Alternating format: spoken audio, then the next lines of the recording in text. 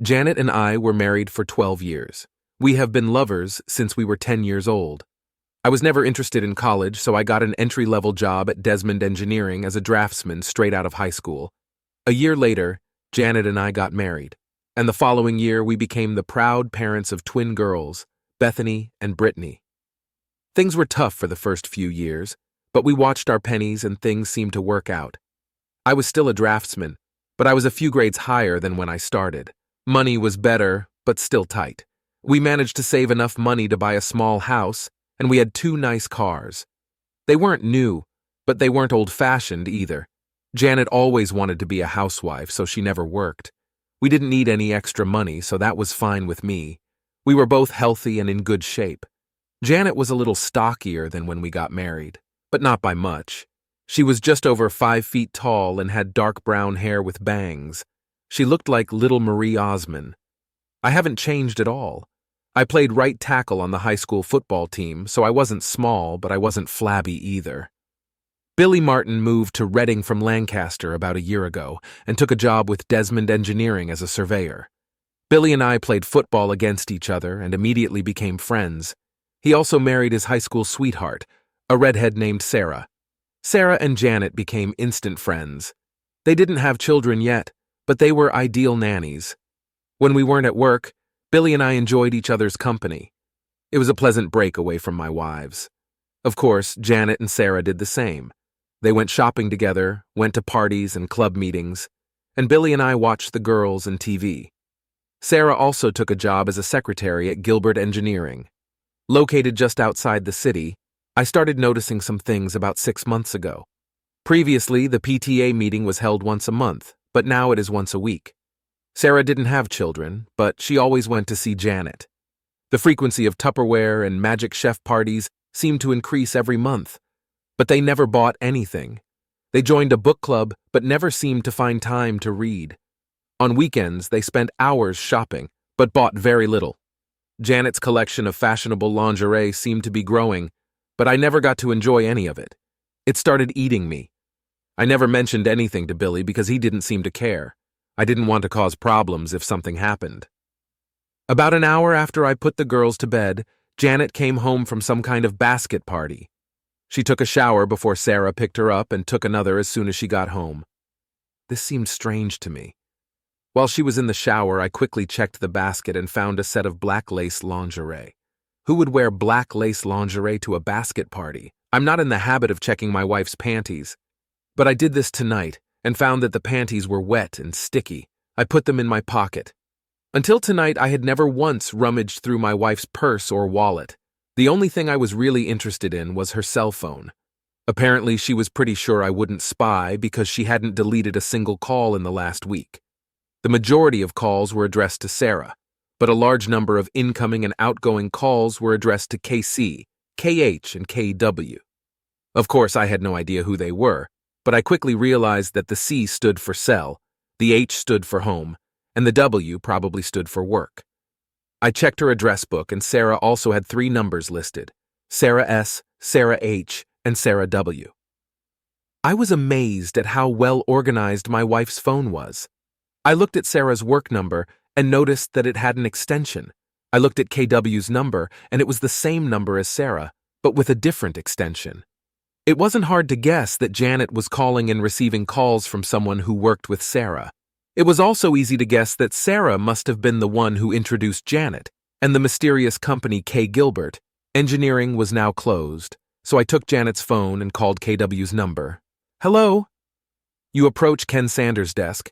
I'm not at the table right now, but if you leave your name and phone number, I will contact you as soon as I can. I hung up immediately after the signal. It was too easy. John, are you going to bed? Janet simply poked her head around the doorway. I'm almost finished with this book. I'll get up as soon as I finish it if I don't fall asleep on the sofa. Of course, I had every intention of sleeping on the couch. It was a restless night. I kept trying to figure out what I did wrong or what I could have done differently. It was a terrible waste of time and mental effort. Every time I redirected my thoughts to what I should do, they kept coming back to what I should do. I kept looking at the clock and it didn't move. All I knew for sure was that I was not going to take any blame for what happened or what was going to happen. I woke up to the sounds of my two little angels cooking breakfast. Janet encouraged them to take care of themselves rather than wait. It was a good idea, and it seemed to work. I was stretching and scratching myself when my wife entered the room. "You better hurry up, John, or you'll be late for work." "No problem. I'm not going to work today." "Why? You never miss work." "Too many personal problems." I yawned and trudged towards the bathroom. I needed a shower. Janet looked a little puzzled. When I returned, the girls had already left for school. I took a cup of coffee and sat down at the table opposite my wife. She looked at me reluctantly as if expecting something but not knowing what. "Tell me about your novel." I didn't want to beat around the bush, but I almost knew she wasn't going to just open up and bare her soul. "Be serious, John. Is that why you're moping? Do you really think I'm cheating on you?" "Yes. Now tell me about your novel." "We've been married 12 years, John. Why would you even think such a thing?" "Janet, I have work to do today, and I'm not going to sit here and play games with you. I'll ask you again. Tell me about your novel." My loving wife let out an exasperated sigh and leaned towards me. "John, it's all in your head. There is no romance here." "Well, I'd like to thank you for your honesty, but I can't right now, can I?" She leaned back in her chair and sipped her coffee as if she had taken control of the situation. "Can you answer me a few simple questions?" "Yes, John, of course. What would you like to know? Why do you go to PTA meetings every week? Even though the PTA secretary says they only have monthly meetings and you haven't been to one in 6 months, I do not understand what you're saying." She was a little less sassy. "You and Sarah go to non-existent PTA meetings every Tuesday. Why would you lie about something like that?" Janet pondered the question for a while and then found the answer. "I'm truly sorry, John. It's ladies' night at Rosie's Cantina on Tuesday, and Sarah and I are going for 2-for-1 margaritas. We didn't want you and Billy to think we were messing around, so you didn't tell us. It was a mistake, and I'm very sorry. From now on, we will inform." "Nice try, Janet. Of course you know that I will check this. I'm sure Sarah will support you, but what about the people from Rosie? John, you're getting more out of this. When you go to little Tupperware parties and things like that, why do you take a shower before you leave and another when you get home?" She was in no hurry again. "A lot of women smoke at these parties. When I come home, I want to get rid of the smell of my hair. It's not a big deal, John. Why do you wear fancy underwear to go to these parties? You never wear sexy things for me unless it's a special night. Every evening you spend with these housewives, you wear your best. Why?" I don't have a good answer to this question. I just want to feel dressed up sometimes when I go out. Her lies began to irritate me. It's time to put an end to this. I was angry, and it was difficult to control. "These are the panties you wore last night. I threw them on the table. When you came home, the squat was wet and covered in something sticky. I know what the hell sperm is, and I know it's not mine. Don't try to tell me you have a yeast infection, or I swear I will hit you." Janet was squirming in her chair at this moment. She tried not to look at me. There didn't seem to be a quick answer. "Damn it, Janet. Why did you come home with cum-stained panties last night? I want an answer. Stop it, John. Just stop it. I can't stand it anymore. We've been married for 12 years. How can you treat me like this?" The continuous stream of lies and constant denial finally got to me. With all the strength I could muster, I threw my half-filled coffee cup across the room, smashing the front of the microwave.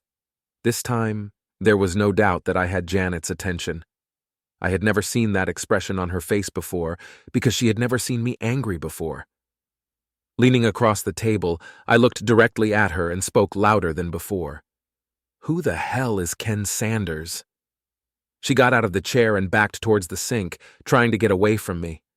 "Last time, who the hell is Ken Sanders?" "A friend. Just a friend." She was scared to death when those words came out of her mouth. "Did you have sex with him?" "Yes. Yes, I had sex with him. Did you have sex with him last night?" "Yes. Yes, I did it. Stop it, John. Please stop this. I'm really sorry. I'm really sorry. Just stop, please." She stood at the sink and bawled like crazy. I took a cup out of the cupboard and poured myself some fresh coffee. As I started to sit down, Janet's cell phone rang. Her eyes darted from me to the phone and back to me. This is from Ken. I think we better answer. I pressed the speakerphone button and answered the call. Good morning, sugar. I just came to work and saw that last night you tried to call me on my work number. Did you forget something at home? Janet, or should I say Sugar, seemed distressed. There was a moment of silence. Janet, are you here? Is there something wrong? She looked at me with a petrified expression. I nodded back to her. Ken. She hesitated. Ken, my husband is here. He knows about us. He has his phone on speaker. He didn't hang up, but he didn't answer either. I felt obligated to let him off the hook. Ken, good buddy. I have some things I need to do this morning, but I promise to come see you this afternoon. Maybe you should put 911 on your speed dial. I ended the call and put the phone back in my pocket. Janet just stood at the sink in her robe, shaking. I have to go. I have one more question. What is the name of the guy Sarah is dating? John, no, please don't make me. The second cup flew across the room and crashed into the tiled wall behind the sink. She jumped back and couldn't speak fast enough. Calvin Bostic. I'll be back this afternoon. Remove all your belongings before this time. My mom will stay with the girls until we make other arrangements. Anything you can't fit in your car, I'll get it for you. Let my mother know where you will be. Do not call me. She didn't move or say anything else as I walked out the door. Of course, I had no idea what to do next. I decided to go into the office and see Billy. I thought of him as a friend and felt that he should know what was going on. It was pretty easy to figure out that Sarah met Calvin at work and became friends with him. Ken was probably Calvin's friend who needed a date. I may have simplified this a bit, but I thought it was close enough. Billy was not in the office. He was on the spot setting some bets or something like that. I called him on his cell phone. Billy, I don't want to bother you, but I have bad news. Is someone injured? Not yet, but they will. What the hell are you talking about, John? Janet and Sarah got themselves a couple of boyfriends on all those nights when they had to go to meetings and Tupperware parties. They actually got together. You are sure? I don't believe you, John. Sounds like some kind of nonsense to me. Ask Sarah about a guy named Calvin Bostic. He works with her in Gilbert. I think she introduced Janet to another guy from there. Damn! Are you sure? Damn it, John, I know Calvin Bostic. We were in the same graduating class. What about a guy named Ken Sanders? Yes, him too. Tall, skinny guy. Billy, I believe Janet is going to warn Sarah as soon as she can. Janet gave me a whole lot of crap this morning before I pinned her down. I'm sure you'll get the same from Sarah. Billy hung up and I went to HR to ask for a short leave. I didn't feel like working right now. It only took 10 minutes to transfer all the work I was doing to another draftsman. Around the same time, Janet's cell phone rang. Caller ID showed it was Sarah. Janet, what the hell is going on? Billy just called me. He arrives at the office. I think someone said something to him. I didn't answer her. Janet, are you here? Now is not the best time to play. Hi, Sarah, this is John. I had to borrow Janet's cell phone this morning. Mine was dead. What are you talking about, Sarah? What exactly did someone say to Billy? I couldn't help it. At that moment, I felt angry and disgusted. I'm so sorry, John. I thought I was calling Janet. I'll try to take her home. I don't think you should bother her right now. She is very busy packing all her things. She doesn't have time to chat. What do you mean, pack her things? She's going back to live with her parents for a while. The pause on the other end of the line was funny. I smiled as I imagined all the scenarios running through Sarah's head. I think it would be more important for you to tell Calvin that Billy is on his way. He could probably use a head start. Oh God, no. This can't be true. No. She hung up. This woman's nerves. We only had one credit card, so canceling it was no problem. We also had an ATM or a debit card. It took me 5 minutes to change the PIN number. I had no idea what to do with the checking account, so I just ignored it for now. In any case, I needed it to pay utilities and other bills. I just hoped Janet didn't take any receipts with her. The cell phone rang again, but this time it was my phone. Billy chased Calvin Bostock out of the Gilbert building and caught him in the parking lot. He was in jail and wanted me to tell his brother from Lancaster to come and post bail for him. I called his brother. There was nothing more I could do for Billy, so I went to Taco Bell. After lunch, I went to visit my mom and dad. I explained everything to them. Mom was more than willing to watch the girls for a while. She stayed with me during the week and the twins stayed with them on the weekends. Now it's time to visit Ken Sanders. The guys in Gilbert's drafting department were eager to tell me about Billy's visit that morning. The drafting department overlooks the parking lot and they saw everything that happened. Billy caught Calvin before he could get to his BMW. He threw him over the hood of one of the cars and started smashing his face. The guards followed them and tried unsuccessfully to get Billy out. Finally, one of them hit Billy in the neck with a stun gun. He wasn't home yet when they put him in the police car. They had to take Calvin in an ambulance. One of the guys showed me the office where Ken Sanders worked. It was empty. Looks like old Ken quit suddenly this morning. We walked past Sarah's desk. She wasn't there either, but it looked like she was still working there. 10 minutes later, I found out Ken's home address and headed to the parking lot. It was a small ranch with no garage. There was a white Lexus in the driveway with the trunk and back doors open.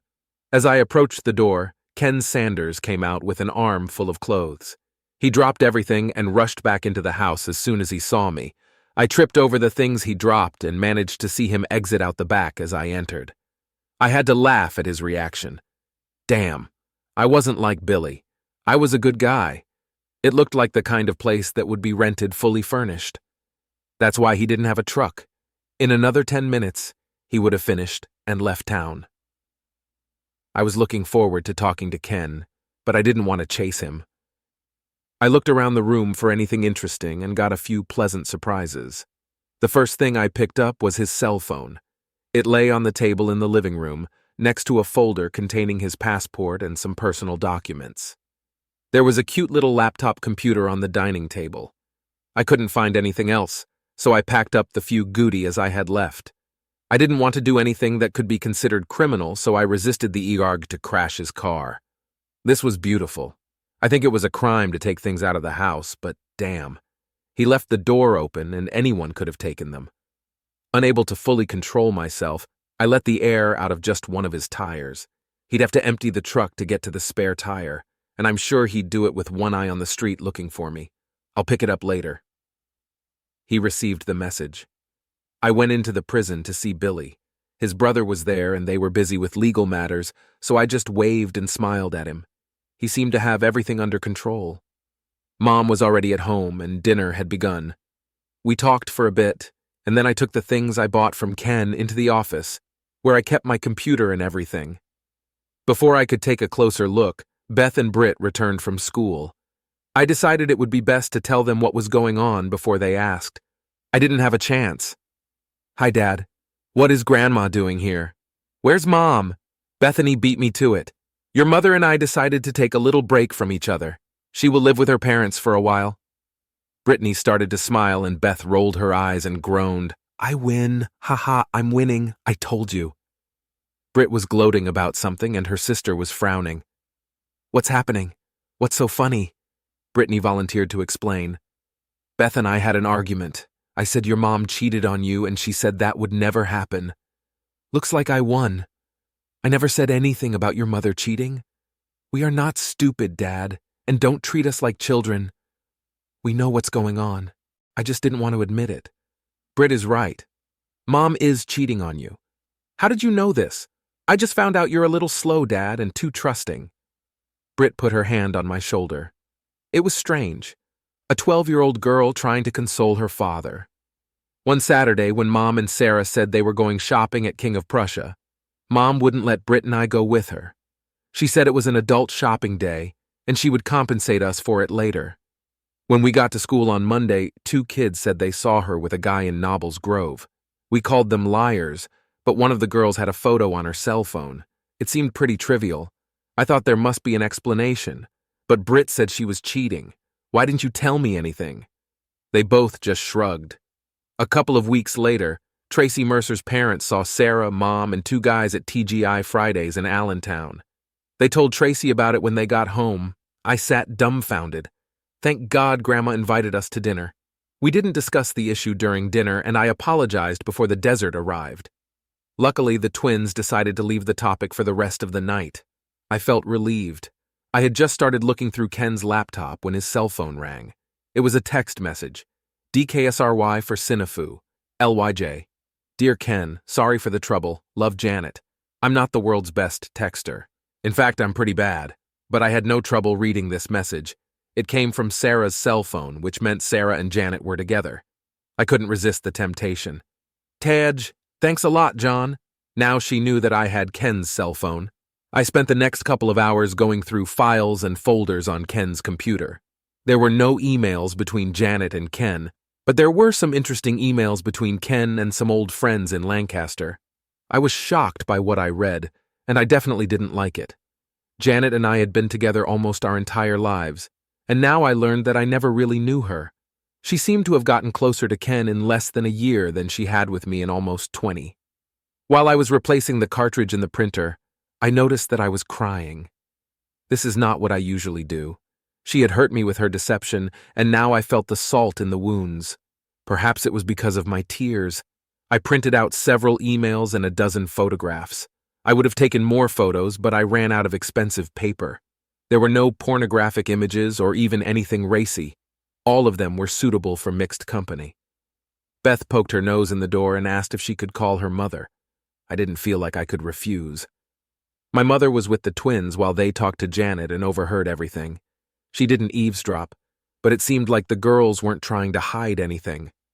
Mom later told me that they didn't cut Janet any slack and blamed her for the whole problem. The conversation lasted less than 5 minutes. The emails were extremely interesting. Ken applied and was hired as an engineer for an alternative energy project in Spain. His start date was in 6 weeks. Apparently, he did not warn Gilbert about his departure. I'm sure Sarah knew, but no one else mentioned it. He had all the documents ready for the trip, except for my passport. I'm sure he could find a replacement, but he better hurry if he wants to set a start date. I guess he could always go to the police and report that I stole it, but I didn't think he would do that. He hasn't booked his plane tickets yet. One of the letters to a close friend explained a lot. Janet planned to get a divorce after joining Ken in Spain. She realized that I would never allow her to take the girls out of the country, so she was going to declare me an unfit father. The letter didn't go into detail about how she was going to achieve this, but it did indicate that it would be severe enough to revoke my visitation rights for the twins or custody. It was completely despicable. Ken wrote this letter, so it was all rumored. I would have liked to have gotten something original from Janet, but I had to make do with what I had. I printed out several copies of this letter. Mom fell asleep watching Lino, so I sent her to our bedroom. The girls have already gone to bed. I fell asleep on the couch, and there were 4 empty beer bottles on the coffee table. I woke up to the smell of fresh coffee and bacon. Mom always prepared a good breakfast. The girls were finishing their cereal when I approached the table. I had to endure some good nature digging before I could start cooking the eggs. The conversation was casual until it was time for the bus. Girls, I'm afraid your mother will try to separate us. She plans to declare me an unfit parent so she can keep you all to herself. I have no problem with shared custody if it keeps you two happy, but I won't give up my right to see you and be with you. I don't want you to have to pick sides, but I want you to know what's going on. Be careful and I don't listen to any lies. Dad, we are smarter than you think. Don't worry about anything. We love Mom, but we won't let her screw you up or anything. Brittany smiled, and Beth gave me a thumbs up as they walked out the door. Mom filled my cup and sat down with hers. Relax, John. Everyone is on your side.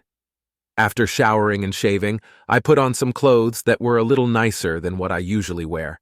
When I left the house, I felt a little strange because I had 3 mobile phones with me. I made a mental note to buy the cell phone charger Ken had given me. I probably won't need it, but I'd rather be prepared for it. I checked into the family services office and waited for the caseworker to call me. I was confused when I finally got the call because I knew the woman who came to my aid, John Terrell. I haven't seen you for over 10 years. What did you do? Jody Mitchell was easy to remember. In high school, she was one of the goth girls. The goths had their own small group and stuck together. They were ostracized by most of the other kids, especially the athletes, including me. She looked normal now, but I'll only ever remember her for her pink hair, black lipstick, and dark eye makeup. The funny thing is that the goths could never determine whether they were into drugs, sexual deviance, or witchcraft. As for Jody, it was probably none of those things, but you always believe the most outrageous things. The sign on her desk read, J. Mitchell, so I assumed that she had never been married. 12 years ago, I could understand it, but today she looked, John, what can I do for you? My train was interrupted by her question. I discovered that I stuttered a little. You look great, Jody. She laughed at my awkwardness. You mean compared to how I looked before? Now I felt embarrassed. Probably, but I didn't mean to imply anything. Relax, John. I was halfway through college when I realized that I was smart enough to see the world as I was without a false facade. I've been what you would call normal for almost a decade now. I'm much more comfortable saying normal than before. Damn it, but that sounds patronizing. I have a hard time keeping my foot away from my mouth. You must excuse me. Forget it. Why are you here? Before we begin, I need to ask you a question. Do you have a file or report on me? Anything at all? Her fingers danced across the keys like a pianist. There's nothing here, John. You married Janet Wilcox. Is that right? Yes. And there's nothing under her name either. It sounds like you two are feeding your children rather than beating them. You have children, right? Yes. We have 12-year-old twin girls, Bethany and Brittany. Fine. Now can we move on to the problem that brought you here? Jody, this is a little far-fetched, and I know it may seem hard to believe, but my wife is planning to leave me and wants to take the girls with her. It's not hard to believe, John. We see this all the time. Shouldn't she have a reason to do something like that? Usually, when a mother comes to us, she has documents or something else to support the accusation. You just checked, and there's nothing there now, right? That's right, John. But how do I know that you're not setting me up because you did something and she hasn't had a chance to report it yet? She may be obtaining medical information or police reports before coming to our office. Just because we don't show anything on our computer doesn't mean you didn't do anything. You say I can't win. No, I'm not saying that. Why do you think she's going to do something like that? I had no intention of showing anyone the email can send, but now I felt I had no choice. I had to ask myself why I made copies if I wasn't going to give them to anyone. I handed one across Jody's desk. Where did you take it? I took it from a computer that I got illegally. I know it can't be used for any legal reason, but it's kind of proof of what's going on. The word conspiracy comes to mind, but I don't know the legal definition of that. I wanted to talk to you or anyone in this office because I didn't know what to do. I don't know how to protect myself and my daughters from something like this, and I can't afford a lawyer. Jody Mitchell relaxed in her chair. I looked at her and didn't blink. She rocked back and forth several times and leaned toward me. Can you come back tomorrow morning? Yes. Fine. See you then. Can I keep this copy of the letter? I nodded yes and turned to walk out the door. It was nice to see you, John. I smiled and she smiled back. I forgot the goth girl and saw a new Jody. I didn't know any lawyers and didn't know anyone who knew lawyers, so I had to pick one from the phone book. I knew that she was planning to divorce me, but under the circumstances, things could change. I didn't want to take any risks. I wasn't sure what our financial picture would look like in the next few days or weeks, so I asked the lawyer to give me a price up front for the entire package and paid it in cash. I advised him to do it the fastest and easiest way he knows. If she wanted a house, she could have it. Because the property depreciated, it was worth less than the mortgage. I also insisted on joint custody of the twins. At a minimum, I would take full custody if he could do it.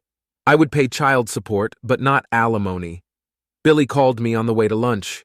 He needed housing, and I, of course, offered to shelter him. We met at Taco Bell for a gourmet lunch. When I approached, a stupid smile appeared on his face. I know you can't be that happy. What's happened? A friend of mine who works at Community General Hospital told me a little information about Calvin. Sarah went there to visit him. While she was there, Calvin's wife came in with their 2 children. Sarah had no idea what she was playing. Things got so messy that hospital security had to escort Sarah out. I walked past Gilbert to talk to her, and she was no longer there. She was gone. I think she should be home now, but I'm not sure. Why didn't his wife live here with him? I don't know. Why didn't he go home to his wife and kids on the weekends? I don't know that either. Honestly, I don't care. Billy took a week off from work to sort out his affairs. I didn't know where he would sleep since my mother also lived at home, but we decided that we would figure something out. He was going to go to his house to try and pick up some clothes and his personal belongings in case Sarah wasn't there. He decided he didn't want to talk to her anymore. I was on my way to see my insurance agent, but I didn't make it because my cell phone rang again. "John, this is Cameron Wilcox. Can you come over for a while so we can try to figure things out?" Janet is in complete despair and her mother is not helping. Who will be there? The three of us and Janet's sister Carla. "I'm not sure what you're hoping to achieve, but I'll be there in about 20 minutes. It was a dark group. I took a folder of goodies with me and gave up coffee. Who wants to start? "John, Janet seems to think you're overreacting. She claims that you were furious and made her say things that weren't true to calm you down.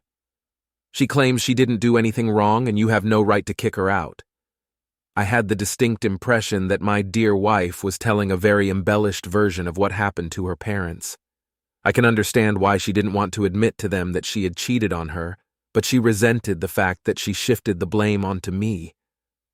What do you want me to do, Cameron? Prove she's a liar or admit I made a mistake? I'd just like to see a few facts so we can better understand the situation. What did she tell you about her friend? She claims she didn't have a boyfriend. She just had a few drinks with friends Sarah worked with, and that you misinterpreted it. Cameron, she's had over 80 phone conversations with this random friend in the last month. How many times has she called you and her mother in the last month? They both looked at Janet. She looked at her feet, not at them. Is this like a random friend she meets for drinks every now and then? No one was talking when I pulled out Ken's cell phone. Carla, can you read text messages? This letter was sent to a random friend of hers right after I kicked her out. Why don't you read it to everyone? Dear Ken, sorry for the trouble. Love, Janet. Carla returned my phone. Does this sound like a casual friend? Janet covered her face with her hands. Cameron shook his head slowly. A couple of weeks ago, Janet and her friend Sarah told everyone they were going shopping at the King of Prussia Mall. The twins begged to go with them, but their mother said no. Here are some photos taken during this trip. I handed Cameron 6 photographs. He looked at them and handed them to Martha and Carla. This is not like the King of Prussia. It's like Nebelgrove. Damn it, Janet. What's going on? Until this moment, Martha had been silent. Janet, in every photo you are holding onto that person's hand for dear life. It's not something you do with friends. It looks like the guy in these photos, Ken, is much more than just a friend, I guess. Are you trying to pull me here? The tears flowed slowly and quietly. This was not what she had hoped for. She didn't expect these photos. Here are a few more of the same. I think 2 of them are from Olive Garden and 1 looks like Red Lobster. I have a few more. Luckily, my loving wife is wearing all of them. I think we've seen enough, John. I'm sorry we had to call you here for this. Cameron seemed upset at how he had been tricked. When I stood up, Janet was leaving the room, sobbing like a child. We never got to discuss the stains on her underwear. I think at that time there was no need for that. Cameron walked me to the door. John, I'm sorry we can't undo what's been done, but I guarantee you it won't be ignored. He shook my hand as I left. When I got home, Mom and Billy had already set up a fold-out bed in the living room. It wasn't really a hallway, just a small extra room where I kept my computer. Billy had a pile of extra clothes in the corner that he had taken from home. Sarah wasn't home when he came in. The most interesting thing that was waiting for me when I returned home was the mail. In fact, he was waiting not for me, but for Janet. A beautiful official envelope from the passport department. I knew I shouldn't open it, but I couldn't help myself. It was, of course, a passport, but more precisely a family passport. The photo was of Janet and 2 girls. I remember the girls telling me that they had their picture taken, but I never imagined it was for that purpose. Of course, my passport was not in the envelope. I immediately called Cameron and asked him to tell Janet that the goods had arrived. If she needed a passport, all she had to do was send Ken home to pick it up. I would only give it to Ken. I was usually at work when the letter arrived. I would never have known she got it. Cameron told me that they had asked Janet to find another place to live. They had no idea where she was going to go. They seemed a little angry with their daughter. He promised to tell her about the passport. The conversation over dinner was interesting and mostly comprised of girls. Today, A woman from family service came to our school. Bethany said with a shy smile, "Would you like to talk a little more about this?" "Did she talk to you together or separately?" "We are both at the same time. Her name was Jody. She said you went to high school together." "We went to the same high school at the same time, but we weren't together." Britt frowned at me for being smart. "Pay attention, Dad. What did she want to talk to you about?" "You. All she talked about was you. Beth and I agreed that she liked you. Did you understand this from a short conversation?" "She talked to us for over an hour. We missed the gym and the geography part. They were both talking at the same time, and I was having a hard time keeping up with them." Dinner was interrupted by Carla's phone call. She wanted to talk. I met Sister Janet at McDonald's. We took a corner table with 2 very hot coffees. "John," Janet asked me to try to explain what was going on. She couldn't do it herself. "This may sound stupid, but if I have questions, how will you answer them?" "I don't think I can. All I can do is talk and you listen. I'm sure I'll mess something up anyway because most of it sounded like gibberish when she told it to me. You were setting me up so that you can tell me that you have no answers, only excuses and justifications. I always knew you were smart, John. Let's get this over with. I have other things to do." First of all, she blamed Sarah for everything. Sarah started cheating on Billy, and it sounded exciting and romantic. Janet said she had never had an exciting or romantic experience. All she ever had was you. Loving and reliable. When Ken Sanders started in Gilbert, Sarah convinced Janet to join them for a drink and a bite to eat. While they were together, Sarah and Calvin often disappeared for a little lovemaking and left Janet and Ken alone. Eventually, they started messing around too, and soon it was a full-blown affair. Once it started, she couldn't or wouldn't stop it. Ken impressed her with his stories of what he was doing and what he was going to do. She wanted to go with and share it all. When he asked her to go to Spain, she jumped at it. The big problem was not leaving you, but leaving the girls. She knew you would never let her take them abroad. So she was going to figure out a way to make you look bad, Father. Now she knows it was a mistake. After talking with the girls, she realized that they are closer to you than to her. She decided that she would not try to have twins if you agreed to a divorce without any condition. That's all? Almost so? Yes? Fine. Tell her to go and apply. I will not dispute this if everything is as you described. Oh, John.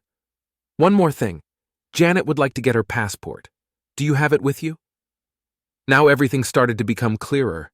I had no idea how she planned to do this, but I suspected that she had not given up hope of taking the girls with her.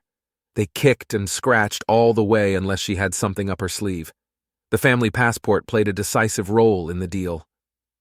"Carla, my coffee is cold. I'm going to go home and take a hot shower. Do not call me more." "John, what the hell is wrong? How did I make you angry? You know damn well what you did. Do you two really think I'm that stupid? Go back to your horse sister and tell her there is no way she can have my daughters. Since you decided to do it, help her. I'll have to ask you to never talk to my girls again." Carla was talking on her cell phone as I left Mickey D's. I can only guess who she called. I arrived at the family services office before it opened. "You couldn't stay away from me, could you?" Jody walked into the office with a big smile on her face and a Starbucks cup in her hand. She motioned for me to sit down and apologize for not having more coffee. "I think you know that I talked to your daughters yesterday?" I nodded and smiled. For some reason, I was a little tongue-tied out of my element. I remembered that the same thing happened the last time I talked to her, because I was with Janet my whole life. I never had the opportunity to develop any social skills with other women. Looks like I've paid for it now. Is something wrong, John? Apart from that? No, I wasn't trying to be smart. I just couldn't formulate the words. I'm so sorry, Jody. I think I'd better leave. I'm not aware of all this morning. I'll call you later.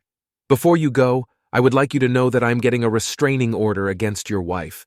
I can't stop her from seeing or being with the girls, but I can stop her from taking them out of state or denying you access to them.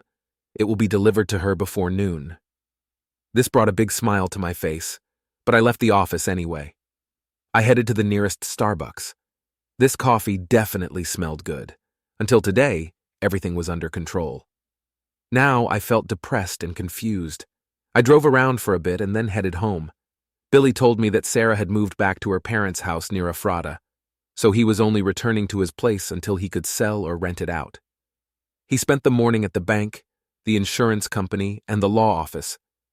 He wanted to try to get some money from Gilbert, but they didn't have a company policy against fraternization. His lawyer said it will be an uphill battle. He walked past the hospital and learned that Calvin was being discharged. His wife was filling out paperwork for her discharge when she saw Billy.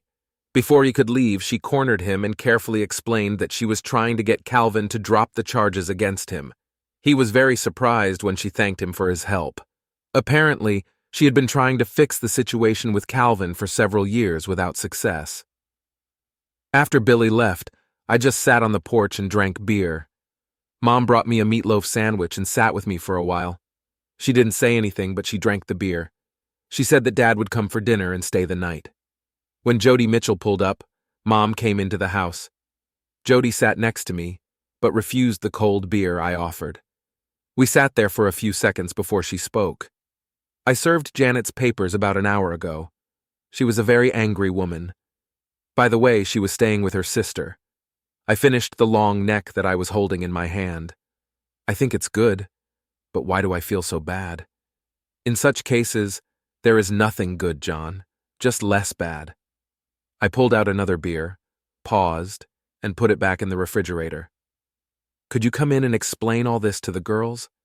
I get along well with them, but no matter how carefully I express myself, it will sound like I'm blaming their mother. I'm afraid if I do this, I will somehow push them away. I do not want to do this. How about 7 tonight? I nodded as she stood up and walked to her car. She stopped halfway and looked back.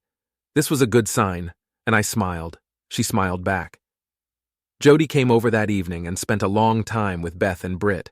Billy and I were busy searching his house and clearing out anything that belonged to Sarah or reminded him of Sarah. Jody started coming to our house several times a week. Pretty soon, she was spending as much time with my mom as she was with the girls. I noticed that she was ignoring me. This suited me, but I was curious. One evening after the girls had gone to bed, she sat next to me. I felt like I had to talk to her. I didn't have the chance. She spoke first. Danny, do you have any wine? Something like that. My speaking skills still needed work. What does it mean? I don't have anything with a cork. I have wine, but it all has screw caps. She seemed to think it was funny. Bring me something red, and bring me a bottle. Well, the bottle looked more like a jug, but she didn't seem to mind. I poured it, and we drank. Finally, I forced myself to break the ice. I think the girls get a lot of benefit from your visits. How long will you have to see them? Oh, the twins are fine. They don't need to see me. I came to her to see you. I don't understand. You barely even talk to me when you're here. I thought that was what you wanted. Not really. I was just afraid you had some kind of rule against fraternizing with clients. Her quiet laugh made me feel more comfortable. I'm amazed that you didn't even ask to see my tattoos. What tattoos? It was clear that she was trying to engage me in some frivolous conversation to try to relax me. It was a good plan and I appreciated it. I have 4 of them, and I got them when I was in high school. 3 are easy to find, but 1 is harder. Are you going to show them to me, or will I have to look for them? It'll be more fun if you watch. But I'm going to need some more wine if you're going to do this. We both laughed as I filled her glass to the brim. The hunt was much more interesting because we had to be quiet so as not to wake the girls. The 4th one was indeed in a very secluded place, and I admired her for a long time before she pushed me away. She left before the twins got out of bed, but I had a strange feeling that they knew what had happened. I told my lawyer from the phone book to finish the divorce papers and deliver them. Janet will have to accept what I suggest or do it herself. She was still living with Carla when the papers were served. There was no answer, and they didn't even call me. Several more weeks passed. Things weren't going well for my father. Mom spent more time there than with me. Fortunately, school was just ending, and the girls moved in with her for the summer. By the end of the summer, Dad was transferred to a nursing home. Billy and I helped Mom prepare the family home for sale, and Mom moved back in with me. Jody visited the girls at their mother's all summer and spent 3 or 4 evenings a week with me. They went shopping and out to dinner together, and I was glad for the attention Brittany and Bethany were giving. At least I didn't envy them anymore. I was pretty sure they knew what was going on between Jody and me. Janet called the girls about once a week, but the conversations were always short, and according to her mother, seemed tense. Most of the time, the twins didn't even tell me she called. Billy's divorce from Sarah was finalized. I had no idea what my status was. He also decided he wanted to start his own surveying business and asked me to come with him. I didn't have enough money to contribute until my mom came to the rescue. When she and her father ran out of money, Medicare picked up his expenses. Instead of watching it all disappear, she thought I should use it for business. I believe she also thought of it as an investment in her future. 3 months later, Billy and I had our own small surveying business. Fortunately, my drawing skills developed into drawing stories. About a week into the new semester, the twins were visited by their mother. They thought they would go to the guidance office to see Jody, and they were both disappointed to see Janet. They tried their best to be polite and respectful to her, but they still couldn't. She told them she loved them both and was sorry things turned out the way they did. She was going to Spain to see the windmills and would send them some postcards. She promised to call them every year on their birthday and send them amazing Christmas gifts. They said she cried when she left. Janet never called me to tell me she was leaving, but the next week her parents showed up at the house. They apologized again for what Janet did, but made no attempt to defend her or justify her actions. Brittany and Bethany were their only grandchildren, and they wanted to be able to see them. I had no problem with their request. They said Carla was too ashamed to come to me. She was torn between her sister and her parents. 2 months later, my divorce was final. Jody and I went to Red Lobster to celebrate. It was a rare evening without girls. They didn't seem to mind. In fact, I think they were in some ways happy. We spent the night at a local Holiday Inn. The twins were delighted when I returned home at 10 o'clock the next morning. They didn't say anything, but they smiled from ear to ear all day. A year later, things were going great, but unfortunately, Dad passed away. Mom expressed interest in moving to Florida with her sister, but did not want to leave the girls. The twins felt that their grandmother had to leave. They carefully explained to me that Jody could take her place, even though she couldn't cook as well as my mother. They also insisted that they were old enough to live in separate rooms. It was an obvious and good plan. The girls received birthday cards from their mother, but there was no phone call.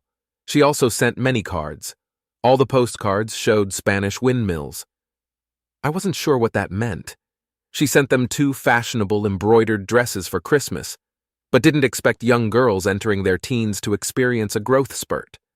None of them seemed disappointed that the dresses were too small. Gilbert Engineering became our largest client. Billy was pleased to learn that Calvin was now teaching electronics at Lebanon County Vocational School, which was a big downgrade from his previous position. He was no longer married. Sarah remarried and moved to California. Ken Sanders didn't last 6 months at his new job. He was now working in the States, but no one seemed to know where. Billy contacted his high school's alumni association to see if he could figure it out. My best friend always thought I got away with Ken too easily. The strange thing was that the girls still received postcards with pictures of windmills. There was never any information on the cards, just general sentiments.